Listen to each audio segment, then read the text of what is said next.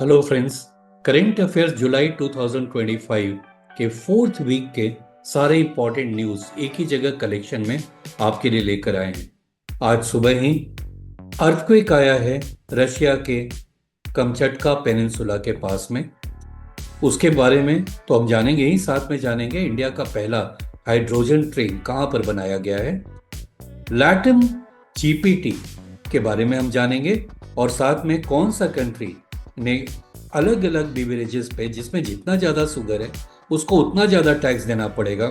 बड़ा ही अच्छा इनिशिएटिव है, क्योंकि ये देश मानता है कि बहुत सी बीमारियां आती हैं शुगर के कंजम्पशन से।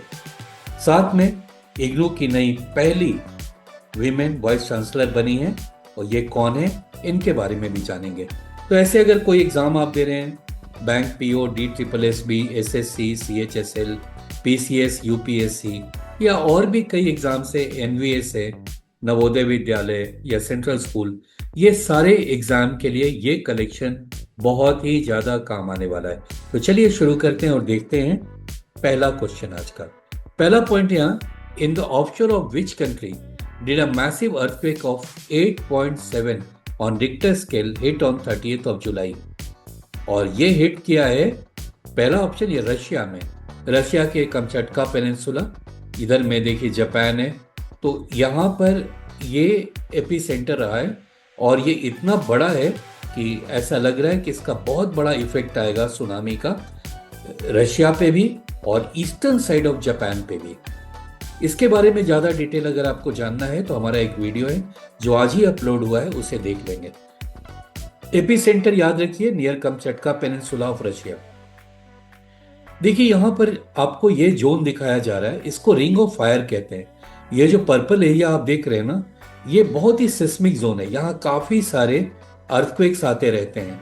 अब इसी में देखिए ये रशिया का ये कमचटका पेनिनसुला है, और यहाँ पर आज ही सुबह आया है और बहुत मैसिव है, क्योंकि 9 पॉइंट ऑन रिक्टर स्केल, ये इतना ज्यादा इसका मैग्नीट्यूड होता है जिसका बहुत ही डैमेजिंग इफेक्ट हो सकता है। राइट, तो चलिए अगले पॉइंट पर देखते हैं। Who was appointed as the first woman vice chancellor of Indira Gandhi national open university IGNOU in 2025। तो ये लेडी कौन है ये बताना है, और इसका राइट आंसर है professor Uma Kanjilal. So Professor Uma Kanjilal made history in 2025 by becoming the first woman vice chancellor of IGNOU, the world's largest open university। याद रखिए, ये जो इग्नू है ये दुनिया का सबसे बड़ा ओपन यूनिवर्सिटी है। नेक्स्ट आ रहा है, where was India first hydrogen power train coach successfully tested on July 25, 2025। और इसका राइट आंसर है C option, integrated coach factory. अब ये इंटीग्रेटेड कोच फैक्ट्री कहां पर है, चलिए उसे भी देख लेते हैं। सो India's first hydrogen power train coach was successfully tested in the integral coach factory in Chennai. Okay, place पता चल गया। On 25th of July 2025, this pioneering effort is a key milestone in India's transition to green transportation under its Hydrogen for Heritage initiative। तो अगर ऐसा सब कुछ शुरू हो जाए, सारे ट्रेन अब हाइड्रोजन पर चलने लगेंगे, तो जितना भी डीजल से जो ट्रेन चलती है, जो इंजन चलता है, उससे जो पॉल्यूशन होता है, उससे हम कंप्लीटली निजात मिल जाएगा। अगला पॉइंट आ रहा है, for which country did India resume issuing tourist visas in July 2025 after a 5-year suspension.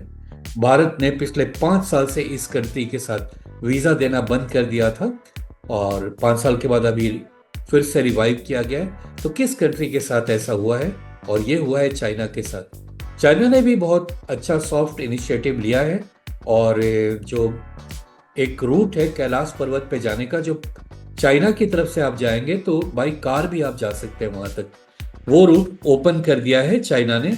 अब इंडिया उस रूट को इस्तेमाल करेगा। तो देखिए दोनों तरफ से ये बातें हुई हैं। So on July 24, 2025 India resumed issuing tourist visas to Chinese citizens after a 5-year suspension that began in 2020 due to COVID-19 pandemic and heightened bilateral tension following the Galwan Valley clash. The decision also aligned with the reopening of Kailash Mansarovar Yatra, a pilgrimage of significant cultural importance for many Chinese origin devotees. ये बहुत बहुत important ये news है। भारत के लिए भी काफ़ी अब सहूलियत हो जाएगा कैलाश मानसरोवर पे जाने का, जिसे चाइना ने बंद कर दिया था उस रूट को। अगला पॉइंट पर चलते हैं और देखते हैं यहाँ पे ये एक इंसान का वर्थ जो है, नेटवर्थ है 1.1 बिलियन डॉलर हो गया है। ये कौन है? Who recently surpassed a net worth of 1.1 billion due to Alphabet's AI driven growth? और राइट आंसर इसका सुंदर पिचाई। जी हाँ, Sundar Pichai, the CEO of Alphabet Inc, has reached a net worth of $1.1 billion, marking his entry into the billionaire club. His financial rise is attributed largely to Alphabet's AI-focused strategy and a surge of over 120% in its stock value since early 2023. Pichai, who joined Google in 2004 and later became CEO of Alphabet, has played a key role in the company's transformation into an AI powerhouse. बहुत काम किया इन्होंने, बहुत ऊंचाइयों पर ले गए हैं गूगल को, और इससे इनका भी अपना वर्थ पहुंच गया है 1.1 बिलियन डॉलर का। नेक्स्ट आ रहा है, what is India's new rank in the Henley passport index after making the biggest jump in 2025। So India के पासपोर्ट का वैल्यू बहुत बढ़ गया है और अब उस रैंक पे आया है, यानी 77th रैंक पर आ गया है। इसका मतलब ये हुआ कि भारत के पासपोर्ट से अब आप 59 कंट्रीज में जा सकते हैं बिना वीजा लिए हुए, डायरेक्ट आप जा सकते हैं। इंडिया का पहले रैंक था, लास्ट टाइम रैंक था 85th, अब इंडिया 77th पर आ गया। अगला पॉइंट आ रहा है, what is the percentage of ethanol blending in petrol that India achieved ahead of its 230 target. India का एक टारगेट था 230 में पेट्रोल में एथनॉल मिलाने का, कि इतना परसेंट एथनॉल मिलाएंगे, लेकिन ये 5 साल पहले ही ये टारगेट अचीव कर लिया इंडिया ने। बहुत बड़ा ये जंप है इंडिया के लिए, और ये इसका राइट आंसर है 20%। देखिए लास्ट ईयर ही ये 15% पर आ गया था, अब 2025 में ये 20% तक पहुंच गया है। बहुत बड़ा जंप है ये। सो India achieved a significant energy milestone by reaching 20% ethanol blending in petrol by 2025, 5 years earlier than its original target year of 2030. The ethanol blending program, initiated in 2003, has rapidly advanced from 1.5 blending in 2014 to 20% in 2025. Right? यहाँ थोड़ा mistake है, ये 1.5 नहीं 15% blending था और अब ये 20% हो गया है। This progress not only reduces dependence on imported crude oil but also generates substantial savings in foreign exchange. तो अब 20% अगर हम पेट्रोलियम में मिला रहे हैं तो इतना पेट्रोलियम तो हमको इंपोर्ट अब नहीं करना है। इस तरह से गवर्नमेंट का काफी फॉरेन एक्सचेंज बचेगा और वातावरण में भी कार्बन डाइऑक्साइड की मात्रा काफी कम होगी। नेक्स्ट आ रहा है, एक बहुत ही यंग से बच्चे ने भारत के एक प्लेयर को, जो कि काफी सीजन प्लेयर है, उसको फाइनल में हरा दिया। So who defeated Pankaj Advani, जो इंडियन है, या रनर्स अप रहे 5-4 in the IBSA world 6 red snooker championship final. ये बहुत ही यंग बच्चे हैं। अब पंकज आडवाणी का तो वो 40वां बर्थडे था, 40th बर्थडे, तो उनके लिए तो बड़ा प्राइज होता ये, अगर वो जीतते तो अच्छा गिफ्ट होता, लेकिन वो जीत नहीं पाए और ये यंग सा लड़का ने उनको हरा दिया। और इसका नाम है रिले पॉवेल। रिले पॉवेल है 16 ईयर ओल्ड वेल्स प्रोडिजी, ये वेल्स के रहने वाले हैं। इस Pankaj Advani 5-4 to clinch the IBSA world 6 red snooker championship title. Next आ रहा है, कौन से कंट्री ने अब शुगर टैक्स लगाना शुरू किया, यानी कोक पे या दूसरे और कोई भी बीवरेजेस हैं उसमें कितना उसमें शुगर डाला गया है, उसके अकॉर्डिंग इन कंपनियों को टैक्स देना पड़ेगा। एक डेटरेंट की तरह ये काम करेगा कि कंपनी अब शुगर का कोई सब्स्टिट्यूट लगाएं या शुगर के कंटेंट को कम करें, क्योंकि ऐसा इस देश का मानना है कि शुगर से बहुत सारी बीमारियां हो रही हैं, तो लोगों को बचाना भी उसका काम है। ऐसा काम किया है कंट्री यूनाइटेड अरब एमिरेट ने, UAE ने, right. So the UAE will begin enforcing a sugar-based excise tax on sugar-sweetened beverages from January 2026.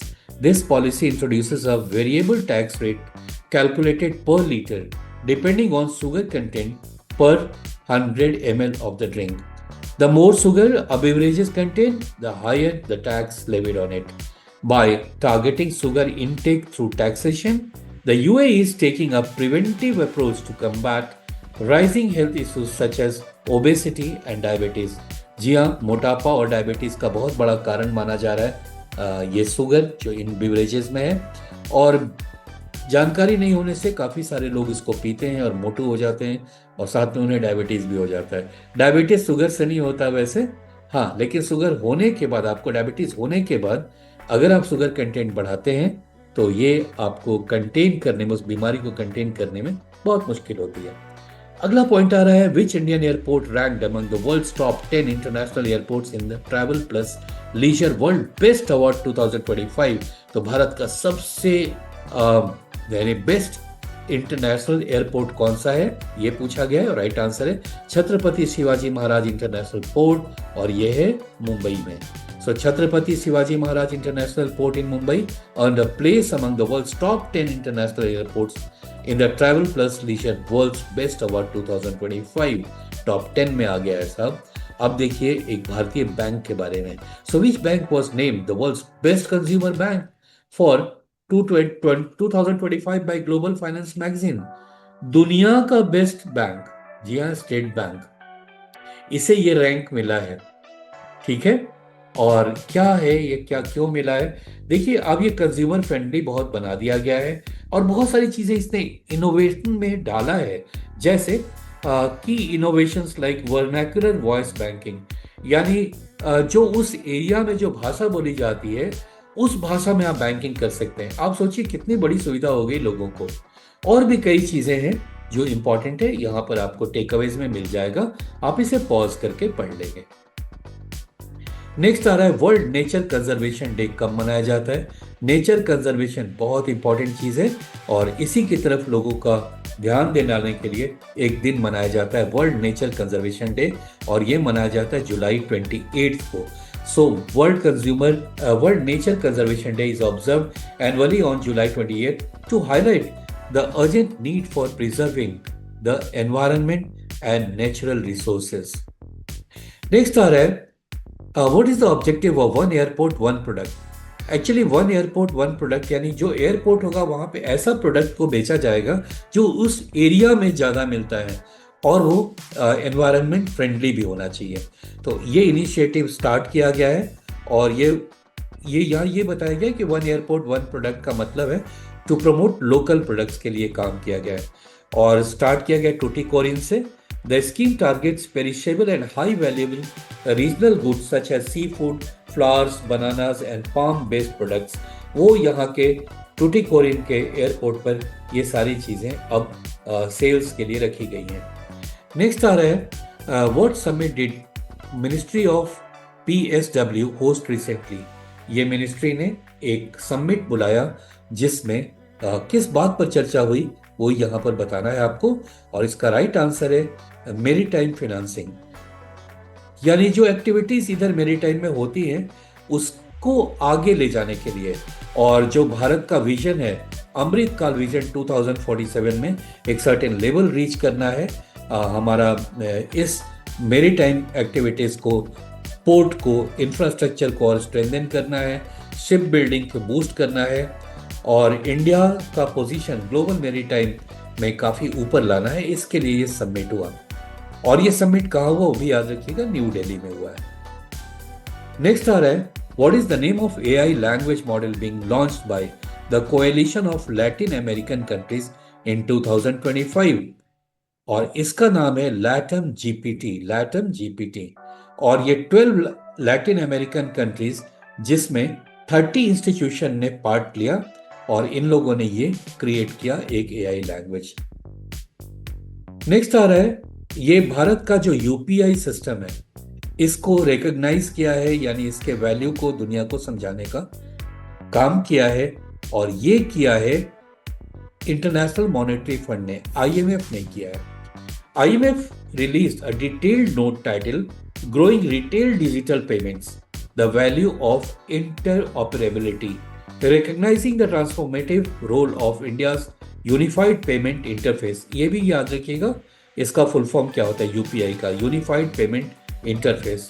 अब ये रैपिडली ग्रो कर रहा है, काफ़ी फास्ट ट्रांजैक्शन होता है, काफ़ी सिक्योर ट्रांजैक्शन होता है, ऐसा हमारे को स्टैंप दिया है, लगाया है इंटरनेशनल मॉनेटरी फंड ने। नेक्स्ट आ रहा है वर्ल्ड फूड इंडिया 2025 का कहां पर मनाया गया। वर्ल्ड फूड इंडिया 2025, और इसका राइट आंसर है new Delhi. So the World Food India 2025 is scheduled to take place at Bharat Mandapam in New Delhi from 25th September, organized by Ministry of Food Processing Industries. This 4-day event carries the theme Processing for Prosperity and aims to gather stakeholders, industry leaders, and innovators under one roof. The goal is to promote advancement in food processing.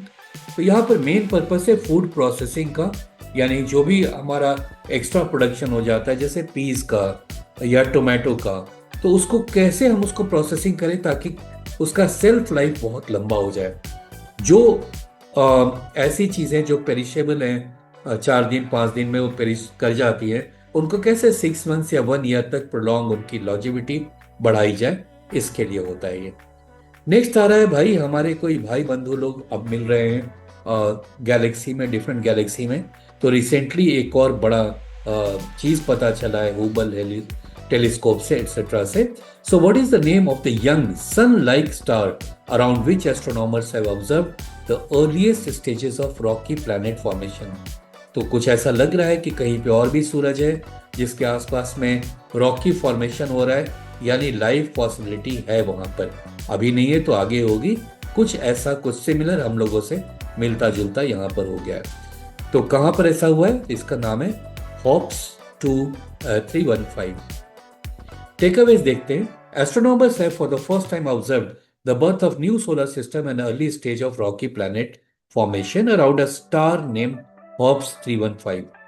Hops 315 is of particular interest because it resembles our sun and provides insights into how Earth-like planets might commonly form across the universe.